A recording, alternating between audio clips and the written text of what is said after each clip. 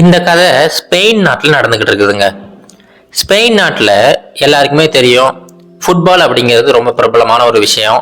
அங்கே நிறைய மக்கள் எப்படியாவது ஃபுட்பாலில் ஒரு பெரிய ஆளாக ஆகணும் அப்படிங்கிற கொள்கையில் வாழ்ந்துக்கிட்டு இருப்பாங்க. அது போலவே ஒரு சின்ன பையன் ஒரு சின்ன ஊரில் வளர்ந்துக்கிட்டு இருக்கான். அந்த சின்ன பையனுக்கு கால்பந்து மேலே சின்ன வயசுலேருந்தே ரொம்ப அதிகமான நாட்டம் இருந்துக்கிட்டே இருந்துச்சு. தினமும் கால்பந்து விளையாடுறதை பார்த்துக்கிட்டு இருப்பான். ஒரு நாள் திடீர்னு அவங்க வீட்டுக்கு வந்து அவங்க அப்பா அம்மா கிட்ட, நான் என்னுடைய வாழ்க்கையில ஒரு மிகப்பெரிய கால்பந்து வீரராக வரப்போறேன், அது கால்பந்துல இந்த கோலின்னு சொல்லுவாங்க பார்த்தீங்களா, அந்த கோலெல்லாம் தடுக்கிற அந்த பொசிஷனுக்கு தான் நான் வந்து எய்ம் பண்ண போறேன், இதுதான் என்னுடைய வாழ்நாள் லட்சியம் அப்படின்னு சொல்லிட்டு அந்த சின்ன பையன் அவங்க அப்பா அம்மா கிட்ட சொல்றான். இதை கேட்ட உடனே அவங்க அப்பா அம்மாவுக்குமே ரொம்ப சந்தோஷம். பரவாயில்லையே, நம்ம பையன் வந்து அவருடைய வாழ்க்கையில ஒரு லட்சியத்தை கண்டுபிடிச்சிட்டான், கண்டிப்பா இதுக்கப்புறம் முன்னுக்கு வந்துருவான் அப்படின்னு சொல்லிட்டு அந்த பையனை கூட்டிட்டு போயிட்டு ஒரு கோச் கிட்ட விடுறாங்க. அந்த சமயத்துல அந்த பையனுக்கு வயது கிட்டத்தட்ட 10 வயசு ஆகுது. அந்த பயிற்சியாளருமே ரொம்ப கடினமான பயிற்சியெல்லாம் கொடுக்குறாரு. அந்த பையன் தினமுமே கிரவுண்டுக்கு போயிடுவான். காலையில சீக்கிரமா கிளம்பி போயிடுவான். அவர் பள்ளிக்கூடம் முடிஞ்சதுக்கு அப்புறமா சாயங்கால நேரத்துல மறுபடியும் கிரவுண்டுக்கு போயிடுவான். இப்படியே நாட்கள் கடந்து போய்கிட்டு இருந்துச்சு. கிட்டத்தட்ட 10 வருடங்கள் உருண்டு ஓடிடுச்சுங்க. இப்ப அந்த பையனுக்கு வயது 20 ஆயிடுச்சு. ஒரு இளைஞனா மாறிட்டான்.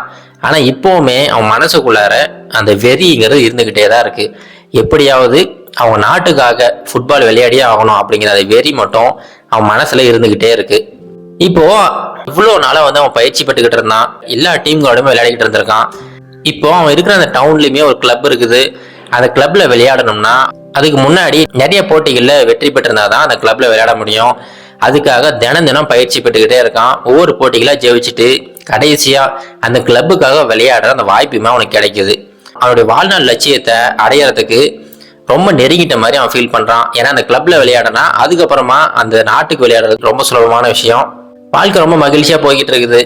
அப்போ திடீர்னு யாருமே எதிர்பார்க்காத ஒரு விஷயம் நடக்குதுங்க. அந்த இளைஞன் அவங்க நண்பர்களோட கார்ல போய்கிட்டு இருக்கான். அப்படி போய்கிட்டு இருக்கும்போது திடீர்னு ஒரு பெரிய ஆக்சிடென்ட். யாருமே எதிர்பார்க்கல. ஆக்சிடென்ட்ல யாருக்கும் உயிர் சேதம் ஏற்படல, ஆனா பலத்த காயமடைஞ்சிடறாங்க. அவசர அவசரமா எல்லாருமே கூட்டிட்டு போயிட்டு ஹாஸ்பிட்டல்ல அட்மிட் பண்றாங்க.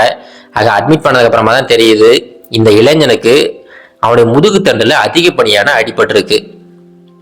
இதனால என்னாச்சுன்னா அந்த இளைஞனோட இடுப்புல இருந்து கீழே இருக்கிற எந்த ஒரு பாகமுமே வேலை செய்யாது அப்படின்னு சொல்லிட்டு டாக்டர் வந்து சொல்லிடுறாங்க.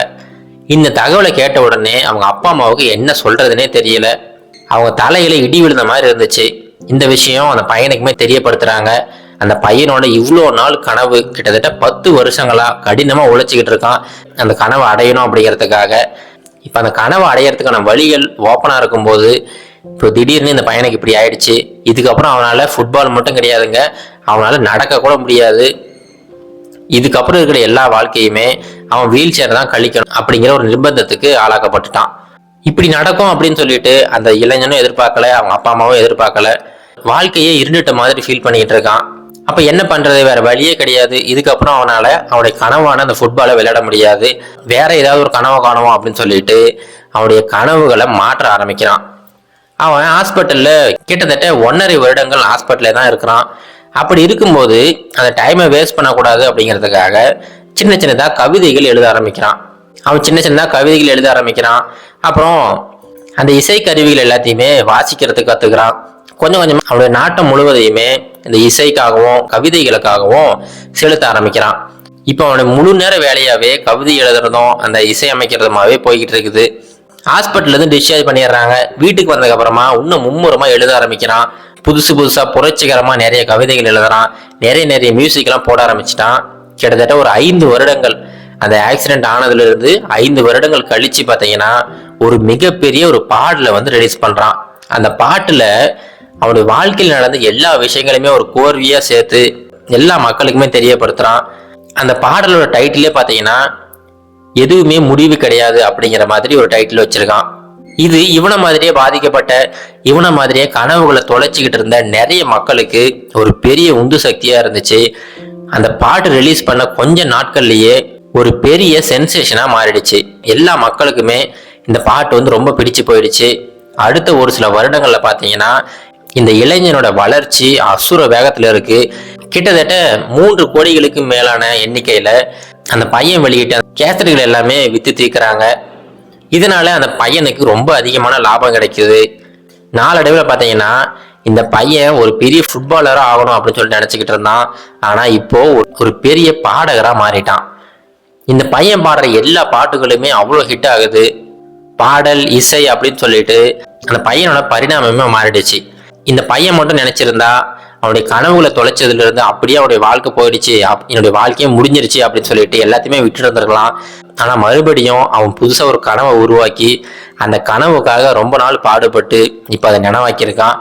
இது உண்மையான கதை தாங்க. ஸ்பெயின் நாட்டை சேர்ந்த ஒரு பிரபலமான ஒரு பாடகர். அந்த பாடகர் தான் சின்ன வயசுல ஒரு கால்பந்து வீரராக ஆகணும்னு ஆசைப்பட்டாரு.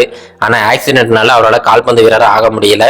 ஆனாலுமே அவருடைய வாழ்க்கையில அவருடைய கனவுகளையே மாத்திக்கிட்டு புதுசா ஒரு கனவை கண்டு அந்த கனவுமே நினைவாக்கியிருக்கிறாரு. இது போலதாங்க நம்மளுடைய வாழ்க்கையிலுமே நிறைய பேர் நிறைய கனவுகளோட ஒவ்வொரு நாளும் கடந்து போய்கிட்டு இருக்கிறோம். ஆனா எதிர்பாராத விதமா ஏதோ ஒரு சூழ்நிலையில அந்த கனவுகள் எல்லாமே சிதறடிக்கப்படுறதுக்கான வாய்ப்புகளுமே இருக்கு. ஆனா அந்த மாதிரி சந்தர்ப்பத்துல எந்த ஒரு மனிதர் அது எல்லாத்தையுமே மீறிட்டு புதுசா ஒரு கனவு கண்டு அந்த கனவுக்கு உயிர் கொடுத்து யார் ஒருத்தர் வெளியில வராரோ அந்த மனிதர் தான் ஒரு மிகப்பெரிய ஒரு வெற்றியாளரா மாறுறாரு. அதனால இதை நீங்க ஞாபகம் வச்சுங்க. நீங்க என்ன கனவு கண்டாலும் சரி, அந்த கனவுகளுக்கு ஏதாவது இடையூறு வந்துச்சுன்னா முடிஞ்ச வரைக்கும் போராடுங்க. இல்ல அந்த கனவுகளுக்கான வாய்ப்புகளே இல்லை அப்படின்ற பட்சத்துல தயவு செஞ்சு அதை விட்டுட்டு புதுசா ஒரு கனவை உருவாக்குங்க. ஏன்னா எல்லாராலுமே எல்லா சந்தர்ப்பத்திலையுமே எல்லாத்தையும் உருவாக்க முடியும். அந்த ஒரே ஒரு குறிக்கோளை மட்டும் இங்க மனசுல வச்சுக்கிட்டு புதுசா ஒரு கனவு கண்டு அந்த கனவை நனவாக்குங்க. கண்டிப்பா எல்லாருமே ஒரு மிகப்பெரிய வெற்றியாளரா மாறலாம். இது கரேஜ் டு ஆக்ட் மோட்டிவேஷன் கதைகள்.